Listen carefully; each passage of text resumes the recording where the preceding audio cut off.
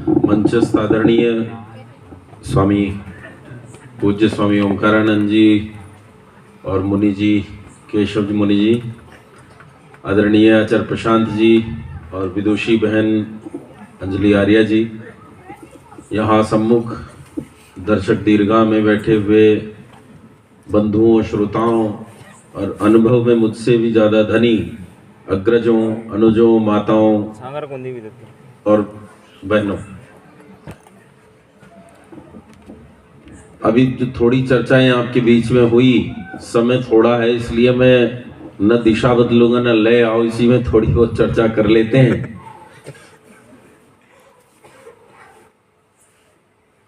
जब एक सिद्धांत समाज में उठता है तो वो सिद्धांत समाज में कुछ दूरी चलने पर विद्रूप भी हो जाता है, वो बिगड़ भी जाता है, वो अपनी लय और ताल खो देता है।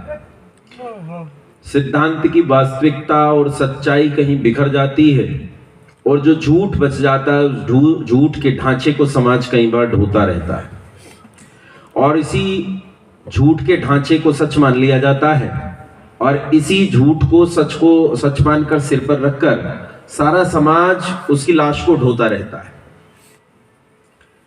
और तब हमारे सिद्धांत बिगड़ जाते हैं, बदल जाते हैं और सिद्धांत ऐसे हो जाते हैं कि वो सिद्धांत समाज के लिए उपयोगी नहीं रह जाते बल्कि समाज की हानि करने वाले हो जाते हैं। अभी आचार्य जी धन के संबंध में कुछ चर्चा कर रहे थे कि इस धन ने स्थिति ऐसी कर दी है समाज की कि आज धन से ज्यादा महत्वपूर्ण वस्तु नहीं रह गई है। पीछे मैं और बहन अंजलि बैठे थे तो जैसे ही आचार्य जी ने कहा कि 15 लाख में यहाँ भागवत की कथा हुई या कहीं होती है, तो पीछे बहन जी ने मेरे कान में कहा कि आचार्य जी एक कोई अनिरुद्ध नाम के, मैं तो नहीं जानता हूँ, कोई होंगे अनिरुद्धाचार्य। अच्छा, वो अनिरुद्ध के आचार्य, अनिरुद्धाचार्य हैं कोई, और वो अनिरुद्धाचार्य ऐसे हैं कि 5 करोड़ में उनकी, कहाँ पे, जयपुर में 5 करोड़ में भागवत की कथा होने वाली है। वही 500 रुपए की किताब जो आचार्य जी ने बताई, वो 5 करोड़ में होने वाली है। 5 करोड़ में एक आदमी वहां बैठ के बांचेगा और वो बांचेगा। ये वही अनिरुद्ध है ना जिसे किसी व्याकरण आचार्य ने मंच पे टोक दिया था, कृपाल त्रिपाठी। वो उन्हीं के आचार्य हैं, आर्य समाज के व्याकरण आचार्य नहीं है, वो उन्हीं के आचार्य हैं। उन्होंने कहा कि तुम दिखाओ इसमें राधा शब्द कहाँ है, वो राधा शब्द नहीं दिखा पाया। और मतलब उस समय तो जो मैंने छोटा सा एक वीडियो देखा, उस समय फ्रस्ट्रेशन में उनका चेहरा ऐसा था जैसे इन्हें पीट दिया गया हो थप्पड़ों से और उनके पास उसका कोई जवाब नहीं था। उस आदमी को बुलाकर, मतलब जिसका मूल्य कल 50 लाख रुपए था, आज उसका मूल्य 5 करोड़ रुपए हो गया पिटाई होने के बाद। और धन के संबंध में भी जो आपको पढ़ाया जाता है वो कमाल के तरीके से पढ़ाया जाता है। आपको क्या पढ़ाते हैं? आपको पढ़ाते हैं साईं इतना दीजिए जामे कुटुंब समाए, मैं भी भूखा ना रहूं साधु न भूखा जाए। ये वो पढ़ा रहा है जो 5 करोड़ रुपए की कथा करता है। वो कहता है कि परमपिता परमात्मा से प्रार्थना करो कि साईं इतना दीजिए। साईं का मतलब यहाँ चांद मियां नाम का मुसलमान नहीं, यहाँ साईं का मतलब, क्योंकि कबीर तो अनपढ़ थे ना तो उन्हें ज्यादा जानकारी नहीं थी, वो साईं का मतलब परमात्मा से ले रहे हैं। वो कह रहे हैं परमात्मा इतना दीजिए जामे कुटुंब समाए, मैं भी भूखा ना रहूं। भाई 4 रोटी कुटुंब की, 4 मेरी और 4 साधु की, साधु ने भूखा जाए। 12 रोटियों से ज्यादा की जरूरत मुझे नहीं है। लेकिन कथा कितने में हो रही है? 5 करोड़ में। हमने कहा महाराज जीवन कैसे जीऊं? तो कहते हैं बेटा रूखी सूखी खाए के ठंडा पानी पी। मैंने कहा महाराज मैं तो रूखी सूखी खा के ठंडा पानी पीऊं? और आप ऐशो आराम में जी रहे हो, 5 करोड़ रुपए की कथा कर रहे हो, तो बोले देख पराई चूपड़ी मत ललचा जी, मेरी चुपड़ी रोटी देख के जी मत ललचा।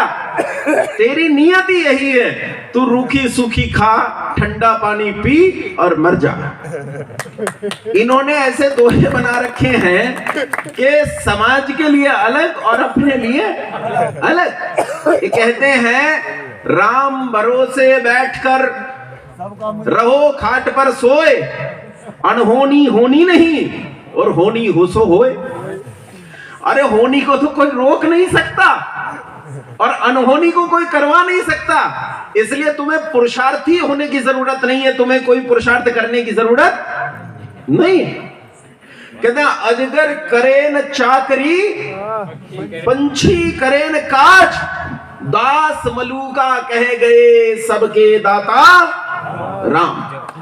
पूरे समाज को पुरुषार्थहीन कर दिया, निकम्मा कर दिया। कहते हैं अजगर काम नहीं करता, पक्षी नौकरी नहीं करता, उन्हें भी रोटी मिलती है खाने के लिए, तुझे रोटी नहीं मिलेगी क्या? इसलिए कोई काम करने की जरूरत नहीं है। तू एक बार नामदान लेने कथा में आ जा, मैंने नामदान दिया और तेरा बेड़ा पार हो जाए। ये उस समाज को पुरुषार्थहीन होने की बात कर रहे हैं जिस देश में 27% आबादी गरीबी की सीमा रेखा के नीचे निवास करती है। गरीबी की सीमा रेखा कहां है जानते हो? आप संपन्न इलाकों में रहते हो, ये बहुत गरीब इलाका नहीं है जहां एक ट्रॉली भोजन फेंक दिया जाता हो, मैं उसे गरीब नहीं मानता भाई। ये तो अमीरों से भी अमीर है। हम जहां से आते हैं, मैं और छोटी बहन अंजलि जिस क्षेत्र से आते हैं, वहां हम लोग आज यहां दिन में चर्चा करते हुए घूम रहे थे तो गांव को देखकर बड़े प्रसन्न थे। मेरे साथ कुछ युवक हैं, वो भी कह रहे थे आचार्य जी गांव में गांव का आनंद आ रहा है। हमारे यहाँ गांव भी शहर बन गए हैं, वो गांव रहे ही नहीं, वो शहर बन गए। लेकिन भैया इतने अमीर नहीं है कि वो एक ट्रॉली भोजन फेंक सके। इस देश में ऐसी आबादी है जो 27% जनसंख्या 150 करोड़ की आबादी में गरीबी की सीमा रेखा के नीचे निवास करती है। गरीबी की सीमा रेखा कहां है जानते हो आप?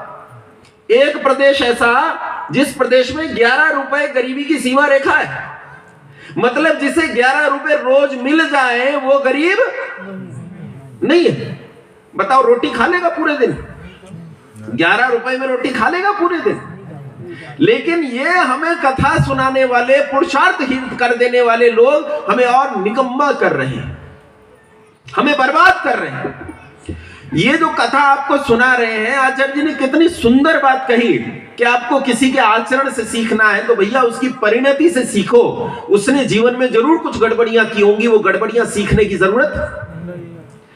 पंडित राम प्रसाद बिस्मिल अपनी आत्मकथा में लिखते हैं, 16 दिसंबर को आत्मकथा लिखी, 19 दिसंबर को फांसी पर चढ़ गया। काल कोठरी में बैठकर आत्मकथा लिख रहा है और काल कोठरी में आत्मकथा लिखते हुए लिखता है कि मैं 70 सिगरेट एक दिन में पी जाता था। ये बताओ, राम प्रसाद बिस्मिल एक महान देशभक्त हुए जो इस देश के लिए फांसी के फंदे पर चढ़ गए। क्या सीखे हम उनसे? सिगरेट पीना, वो भी तो पी थी ना बिस्मिल ने। लिखता है वो पी थी, कहता मैंने अपने पिता की संदूकड़ी से पैसे चुराए हैं तो चोरी सीखे। खुद राम प्रसाद बिस्मिल ने काकोरी कांड जैसा एक डकैती का कांड भी किया था। क्या सीखना है? या आप अपने विवेक पर सोचो कि हमें क्या सीखना है। इन बाबाओं ने उन पुस्तकों से कुछ सीखा नहीं, और जो सीखा है वो तुम्हारे बिगाड़ के लिए सीखा है। तुम्हें बिगाड़ रहे हैं, तुम्हें खराब कर रहे हैं।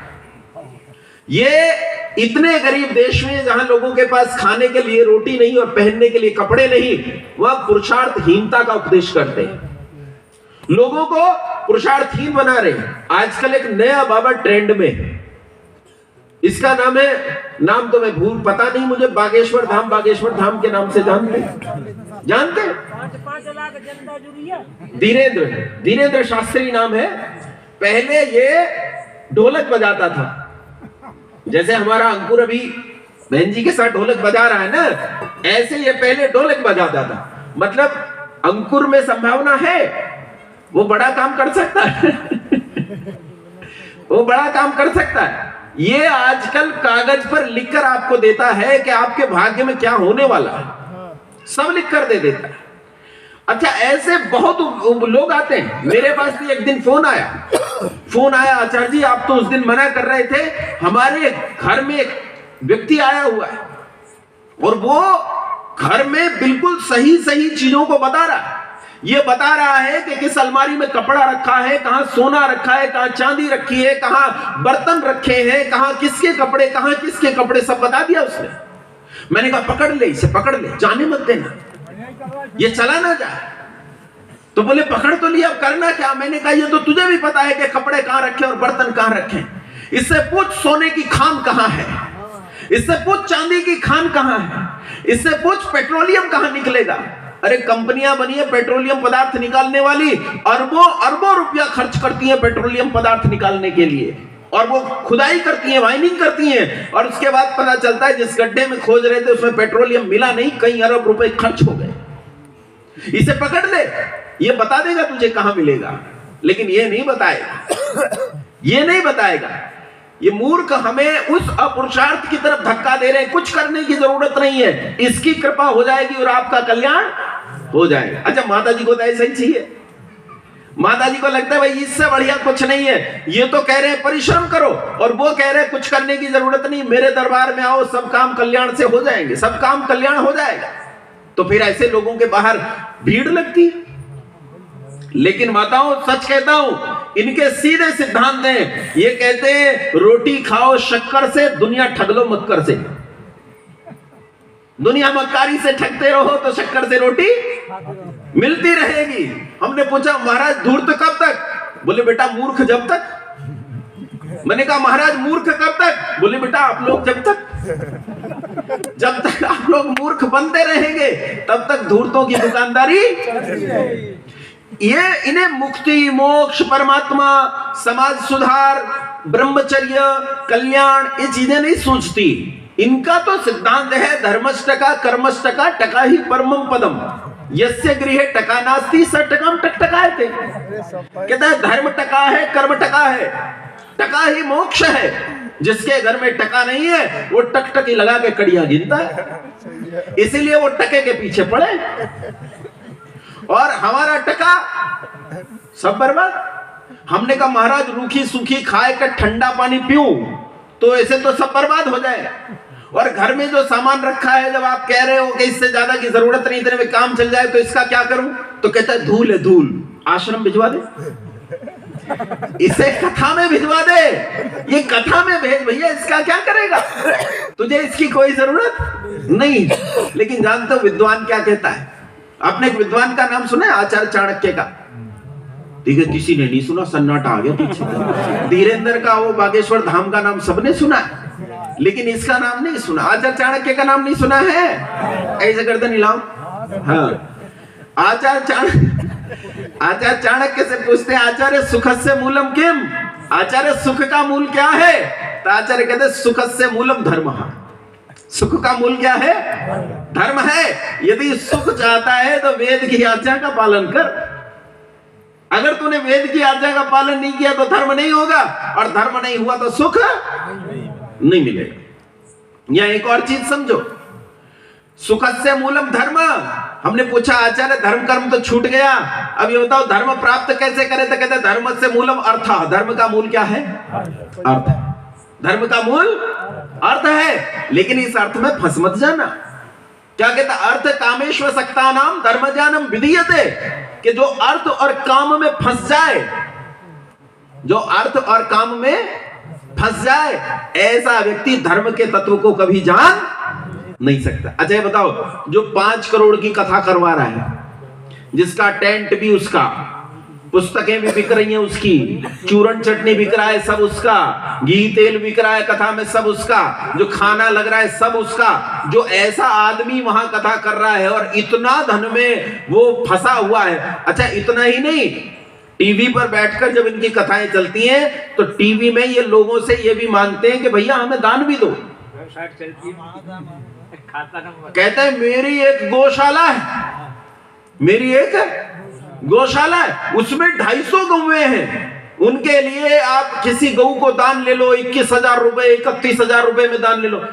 250 गौवे, मैं सुन रहा था एक दिन 250 गौवे, और वही इकट्ठा हुए होंगे कम से कम 12-14 लाख रुपए 250 गौवों के लिए। अरे हमारे यहाँ चलो हरियाणा में धोल्टी में 4,000 गौवे हैं, 1 रुपया दान का नहीं मांगते किसी से, 1 रुपया दान का नहीं। अरे यूं ही दर दर भटक कर आर्य समाज के लोग भूस इकट्ठा करते हैं, गेहूं इकट्ठा करते हैं, लोगों से गाय के लिए चारा इकट्ठा करते हैं, और इस तरह 4,000 गौवों को पाल रहे हैं जो सेवा की गौवे हैं, जिनसे प्राप्त भी कुछ नहीं होता। आपने सुना 4,000 गौवों की गौशाला के लिए आपके द्वार पर कभी कोई मांगने आया? ऐसे कितने लोग हैं? 17, 18 गौशालाएं चला रहे हैं, किसी से 1 रुपए की मांग नहीं करते, दर दर भटक कर इकट्ठा करते हैं। गौ सेवक ये है वो जो 5 करोड़ वाला टीवी पे बैठ के इकट्ठे कर रहा है, वो है? अच्छा ये बताओ, वो गौ सेवक है कि अर्थ सेवक है? अर्थ सेवक है। आचार्य कहते हैं सुखस्य मूलम धर्म, धर्मस्य मूलम अर्थ। लेकिन अर्थ किसके लिए है? धर्म के लिए है, तेरे लिए नहीं है। धर्म किसके लिए है? अर्थ किसके लिए है? धर्म के लिए है, तेरे लिए नहीं है भाई, तेरे लिए नहीं है। तू कैसे जिए? तो कहा तेन त्यक्तेन भुंजिता मांगदह कस्य सुधनम। तू तो ऐसे जी कि त्याग भाव से जी, जो तेरे पास धन है इसका भी ये सोच के समाज कल्याण के काम में कैसे लगेगा, और किसी दूसरे के धन को गिद्ध की दृष्टि से ना देख। अच्छा ये बताओ, ये दूसरे के धन को किस दृष्टि से देख रहे हैं? देख रहे हैं कि नहीं देख रहे? वेद की आज्ञा का उल्लंघन, यही तो अधर्म है। आचार्य कहते सुखस्य मूलम धर्म, धर्मस्य मूलम अर्थ, अर्थस्य मूलम राज्यम। अर्थ का मूल क्या है? लेकिन आपका राज्य नहीं आ सकता। क्यों नहीं आ सकता आपका राज्य? क्योंकि जिसकी वोट 1 पौवे में बिक जाती है उनका राज्य नहीं आया करता। 500 रुपए में जिनकी वोट बिक जाती है वो नोट चुपके से दे जाते हैं हाथ में 500 का, और वोट गायब। अच्छा बताओ, पूरे परिवार की वोट बिकती है कि नहीं बिकती? हाँ ना, वो इधर नहीं बिकती क्या? बिकती है ना, बिकती है भाई पूरे। अरे बिरादरी की वोट बेच देता है आदमी। मेरे इन 10 गांव में मेरी बिरादरी है, मैं उसका ठेकेदार हूं, वो आपको पता भी नहीं आपकी वोट बिक गई। ऐसे लोगों का राज्य आया करता है क्या? तो पूछा राज्य से मूलम किम? तो कर राज्य से मूलम इंद्रिय जय। जो इंद्रिय जित होते हैं उनका राज्य आता है। लेकिन इंद्रिय जित कहां? आपको तो बाबा बिठा के बता रहा है कि श्री कृष्ण की कितनी पत्नी थी? 16,100 8.5। मेरी गलती नहीं है, एक बाबा से मैंने भी सुना। अगर टीवी पे था मैं ये नहीं पूछ सका 8.5 का क्या मतलब है, शायद बच्ची रही होगी। फिर मोहम्मद में जो 6 साल की बच्ची आयशा बेगम से विवाह करता है, और मेरे पिता श्री कृष्ण में क्या अंतर रह गया? रह गया कुछ अंतर? अच्छा कहते हैं देखो जी 16,000 रानियां थी, आप इस बात को समझो। हमने कहा समझाओ। बोले वो तो किसी बदमाश राजा ने उन्हें बंदी बना रखा था स्त्रियों को, तो उन्हें छुड़ाया था। हमने कहा छुड़ा लिया, बात समझ में आ गई, ब्याह क्यों किया? अब इस बात का जवाब नहीं है। बोले ब्याह तो इसलिए क्या, संरक्षण देना है। मैंने कहा मैं तेरी पत्नी को संरक्षण देना चाहूं तो तू अच्छा आदमी नहीं है। अगर कोई देश का प्रधानमंत्री ये कहने लगे कि इस देश में ऐसी स्त्रियां जिनका विवाह नहीं हुआ या नहीं हो रहा है, या जो विधवा हो गई है, जो अनाथ है, निराश्रित है, और वो कहे कि मैं इन सबको संरक्षण देना चाहता हूं, सबके साथ विवाह करूंगा, तुम तैयार हो जाओगे? प्रधानमंत्री कह रहा है। लेकिन इस बात का कोई जवाब नहीं, पर वहां संरक्षण का औचित्य ठहरा दिया जाता है। श्री कृष्ण इंद्रिय जित थे। ऋषि दयानंद ने कितने सारे मतमतांतरों का खंडन किया, कितने सारे पात्रों का खंडन किया, लेकिन आप आश्चर्य करोगे पूरे सत्यार्थ प्रकाश क्या, पूरे अपने जितना भी उनका साहित्य है उसमें एक व्यक्ति ऐसा है जिसके संबंध में उन्होंने एक कमी नहीं बताई, और वो कौन है? वो श्री कृष्ण है। वो भगवान श्री कृष्ण को कहते हैं कि श्री कृष्ण का चरित्र देखो, वह आप्त पुरुष थे।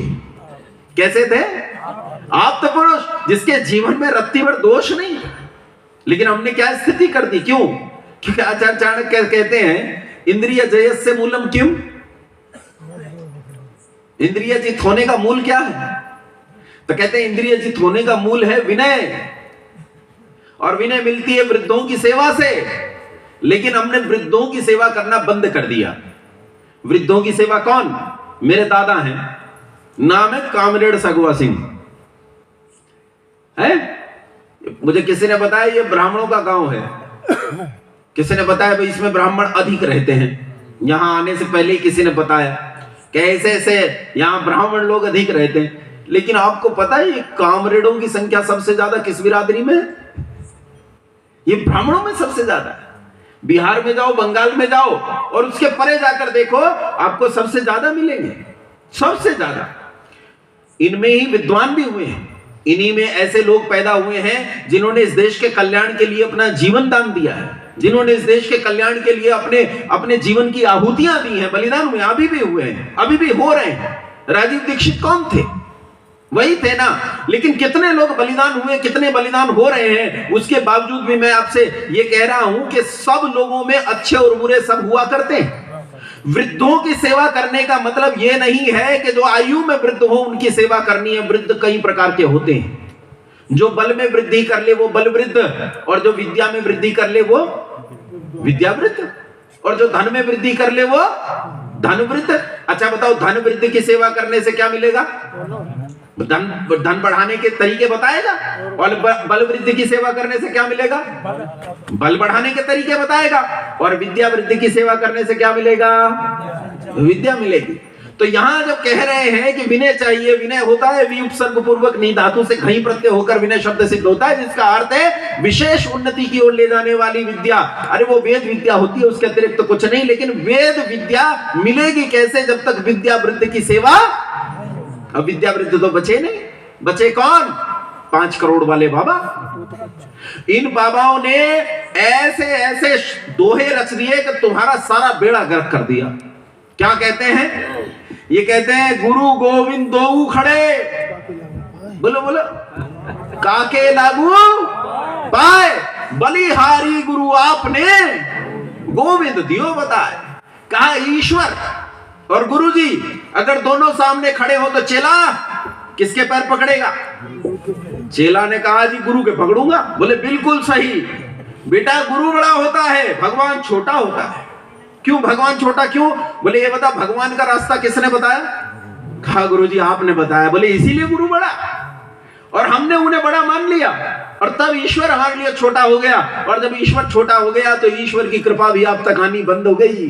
कृपा वहीं अटकी है जहां बाबा खड़ा है। अगर आप बाबा को बीच में से हटा दो, कृपा अटकेगी नहीं, सीधी आप तक पहुंचेगी। और चेले कहते हैं देखो कैसे कैसे दोहे लिखे। मैंने कहा ऐसे तो 1000 दोहे मैं लिख दूं, तो कलम उठा ले, जब तक चुप होने के लिए नहीं कहेगा तब तक चुप नहीं होगा। गुरु गोविंद दो खड़े, काके लागू पाए, बलिहारी गुरु आपने गोविंदियो बताए। मैंने कहा लिख, डॉक्टर कंपाउंडर दो खड़े, काके लागू पाए, ताते यह कंपाउंडर भला जे डॉक्टर दियो मिलाए। अरे ऑपरेशन किससे कराओगे? डॉक्टर से के कंपाउंडर से? अच्छा बताओ, डॉक्टर से किसने मिलवाया आपको? कंपाउंडर ने। बड़ा कौन है फिर भी? अच्छा कुछ का तो हो गया बड़ा। अरे ऑपरेशन किससे कराओगे? बड़ा तो अब भी डॉक्टर ही है। इलाज कोई भी कंपाउंडर से कराना। साइकिल स्कूल दो खड़े, काके लागू पाए, ताते यह साइकिल भली जाए स्कूल दियो पहुंचाए। मैं तो साइकिल पे ही मरूंगा। क्यों? बोले स्कूल लेके कौन जा रही है? साइकिल लेके जा रही है। मुझे स्कूल नहीं जाना है, मैं तो साइकिल पे ही मरूंगा। ऐसे ऐसे दोहे और मूर्खताएं रचकर आपके बीच में परोस दी गई, और आपको ऐसा कर दिया गया कि देखना और सुनना दोनों काम बंद। सच बात बताऊं आपको, वो जो कथा वहां होती है, वहां बैठे हुए लोग केवल धुनों पर झूम रहे होते हैं, वो सुनते कुछ भी नहीं है। मैं एक दिन घर गया खाना खाने के लिए, मतलब घर जाते हैं, मेरे घर में तो थोड़ी दूरी पे मेरी माँ रहती है, मतलब मेरी चाची रहती है, माँ मेरी मर गई। तो मैं उन्होंने कहा साग बना है, साग खा ले। मुझे साग अच्छा लगता है, तो उन्होंने मुझे बुला लिया। मैं वहां चला गया, तो जैसे ये फोन होता है तो फोन पे अचानक वो वीडियोस आती हैं। आप चलाओ तो इस पे यूट्यूब पे वीडियोस आने लगती है ना, तो वो अपने आप चल रही थी, मैं यूं ही देख रहा था। तो उसमें एक वीडियो चल पड़ी, और उसमें ऐसा कोई गीत बज रहा था, शायद ब्रिज भाषा में होगा या तो अवधी भाषा में होगा, मुझे तो ठीक से ये भी समझ में नहीं आया किस भाषा में होगा। वो गीत बज रहा था, थोड़ी देर में उसके दृश्य को देखने के कारण उस पर रुक गया, और ठिठक कर मैंने फिर उस वीडियो को आगे स्क्रॉल कर दिया, आगे बढ़ा दिया, तो मेरी चाची रसोई से भड़क कर बोली, अरे बजने देना, अरे बजने देना। मैंने कहा अच्छा चाची उसने कहा क्या? बोले ये तो नहीं पता चला पर बढ़िया लग रहा था। यही कथा है। कथा में बैठने वाले लोगों को कुछ पता नहीं होता कि उसने आपको क्या बताया, आप सुनते रहते हैं। आप एक बूढ़ी माता से जो उस पंडाल से निकल कर आई है, जिसने 4 घंटे बैठकर ये कहा है सतवचन महाराज, सतवचन महाराज, सतवचन महाराज, सतवचन महाराज, जो ये कहती रही सांचे दरबार की जय हो, जो ये 4 घंटे कहती रही, बाहर आई और मैंने पूछा माता जी क्या बताया गुरुजी ने? बोले बेटा बहुत अच्छी अच्छी बातें बताई। मैंने कहा माता जी क्या बताया? बोले बेटा बहुत ही अच्छी बातें बताई, ये तो सुनी नहीं थी आज से पहले। मैंने कहा बताया क्या? बोले बेटा बस यही पता नहीं चला कि बताया। यही कथा है, यही कथा है। इसमें इसके अतिरिक्त तो कुछ है ही नहीं, क्योंकि श्री कृष्ण की माता देवकी थी, उसे यशोदा ने पाला, उसके पिता का नाम वासुदेव था, उसने कंस को मारा, उसने उस समय टैक्सेशन के खिलाफ लड़ाई लड़ी, या ये सारी चीजें ये तो आप भी जानते हैं। इसमें कौन सी बात है कि महाभारत के युद्ध में श्री कृष्ण अर्जुन के सारथी थे, उन्होंने गीता का उपदेश दिया, उन्होंने मरे हुए आदमी को दुनिया का सबसे भयानक योद्धा बनाकर खड़ा कर दिया, ये सारी बातें तो आप भी जानते हैं। वो तो बीच में इधर उधर की बातें न जाने क्या करते रहते हैं, और वो बातें जब आप बाहर निकलते हैं तो आपको याद भी नहीं रहती कि उन्होंने क्या कहा। लेकिन जानते हो बहुत चुपके से उन्होंने आपके मन में अपुरुषार्थ रख दिया, अकर्मण्यता रख दी। बहुत चुपके से उन्होंने आपके मन में सिद्धांतों के प्रति एक हीनता का भाव रख दिया। बहुत चुपके से उन्होंने आपकी संस्कृति को चौपट करने का एक सिद्धांत आपके मन में रख दिया। बहुत चुपके से उन्होंने आपके धर्म के विरुद्ध आपके मन में बातें रख दी। बहुत चुपके से उन्होंने आपको चोरी करना सिखाया, बहुत चुपके से उन्होंने आपको झूठ बोलना सिखाया, बहुत चुपके से उन्होंने आपको सिखाया कि जादू टोने से सब हो जाता है और पुरुषार्थ से कुछ भी नहीं होता। और परिणाम हमने बुद्धि को बेच खाया। एक माता जी सड़क पर जा रही है, पर्स खुला हुआ, मुझे लगा इनका कोई पैसा निकाल लेगा। मैंने कहा माता जी आपका पर्स खुला हुआ है, इसमें से कोई पैसा निकाल लेगा, पर्स आप पर्स बंद कर लो। उसने कहा कोई बात नहीं बेटा, ये तो मैंने खोल रखा है। अजीब माता है, काहे खोल रखा है? मैंने कहा क्यों खोल रखा है? बोली बेटा उसमें लड्डू गोपाल है, बंद करूंगी तो घुट नहीं जाएगा।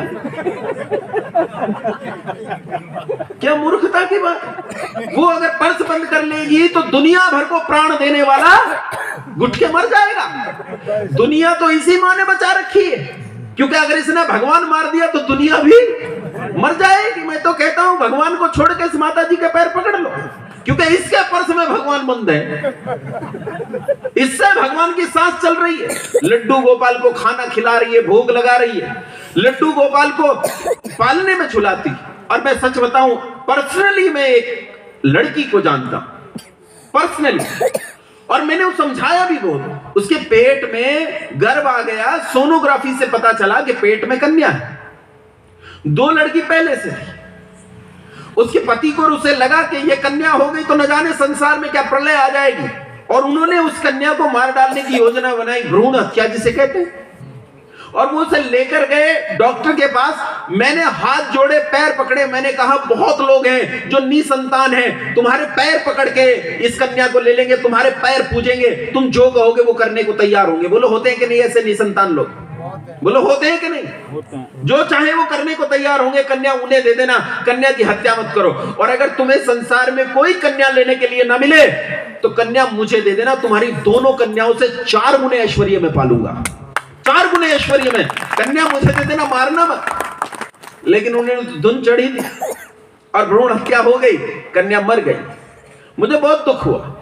मैं बहुत दिन तक उनसे बात नहीं की, उनके घर नहीं गया उनसे मिलने के लिए। लेकिन एक दिन वो मुझे एक समारोह में मिल गए। समारोह में वो स्त्री एक थाली लिए हुए थी, थाली लिए हुए थी। तो मैंने पूछा ये क्या है? बोली ये लड्डू गोपाल है। और साथ में एक ले रही थी, वो एक प्लास्टिक का पंखा रखा था, वो पंखे में छोटी सी मोटर भी लगी थी, वो पंखा चल भी रहा था। मैंने कहा ये क्या है? बोले ये हवा कर रहा है, गर्मी है ना। लड्डू गोपाल को, पीतल के लड्डू गोपाल को गर्मी लग जाएगी। अरे पेट में जो देवी थी उसकी तो तूने चाकू लेके हत्या कर दी है, और मिट्टी का एक लोंदा बनाया, और इस मिट्टी के लोंदे से डरती है। क्या मानसिकता हमने अपनी तैयार कर ली है, किस मानसिकता के स्तर पर हम जी रहे हैं। जिसमें हाड़ मांस नहीं है उसमें हाड़ मांस की कल्पना कर रहे हैं, और जिसमें हाड़ मांस था उसे मिट्टी के लौंदे की तरह काट डाला। आपको पता है भ्रूण हत्या कैसे होती है? आपको पता है कैसे होती है? एक तरीका तो यह है, एक निश्चित समय होता है, दवाई दे दो, तो दवाई से क्या होता है, वो जो जाइगोट होता है वो अबोर्ट हो जाता है, निकल जाता है शरीर से। दूसरा तरीका यह होता है कि जब वो जाइगोट जो है, वो भ्रूण जो है, वो आकार ले जाए, मतलब उसमें हृदय बन जाए, फेफड़े बन जाए, हाथ पैर बन जाए, लिम्स बन जाए, सांस लेने लगे, वो दर्द को, सुख और दुख को महसूस करने लगे, तो क्या करते हैं, एक बड़ी सी कैंची होती है और कैंची को उस मां के पेट में दे दिया जाता है, दे देते हैं और अंदर डालकर, अच्छा बच्चा अंदर कैसे होता है, बच्चा पेट के अंदर कैसा होता है बोलो? सिर ऊपर के सिर नीचे? सिर ऊपर होता है। जब पैदा होने वाला होता है तो उस समय डॉक्टर कहता है कि सिर घूम नहीं रहा है बच्चे का, इसलिए ऑपरेशन करना पड़ेगा। सुना होगा ना कि घूम नहीं रहा है बच्चा, घूम नहीं रहा है। तो वैसे बच्चा यूं तिरछी सी लेटी अवस्था में होता है, तो उसके पांव नीचे होते हैं, तो वहां वो सीसर जो है वो पूरे ऊपर तक नहीं जाती है, वो कैंची ऊपर तक नहीं जाती, वो नीचे तक ही जा पाती है, उसके पैरों तक ही। तो उसके पैर से उसे काटना शुरू करते हैं, 1-1 सेंटीमीटर, उस कन्या को 1-1 सेंटीमीटर काटना शुरू करते हैं, यहां से काटते हुए आते हैं। फिर जितना जितना वो कटता जाता है उतना उतना निकालते जाते हैं और बच्चा ऊपर से नीचे की ओर खिसकता जाता है, काटते काटते काटते नीचे से। अच्छा ये बताओ, एक आदमी का किसी ने सर उड़ा दिया धारदार हथियार से, वो मर गया, ये भयानक हत्या है, या किसी को नीचे से इंच इंच करके काटा जाए, ये भयानक हत्या है? बोलो। अब बताओ, कसाई मुसलमानों में ज्यादा है कि हिंदुओं में ज्यादा है? कहां है? हिंदुओं में ज्यादा है। अरे अपनी ही बेटी, संसार में शत्रु को मारते हैं लोग, ये किसे मार रहे हैं? अपनी ही बेटी को मार रहे हैं।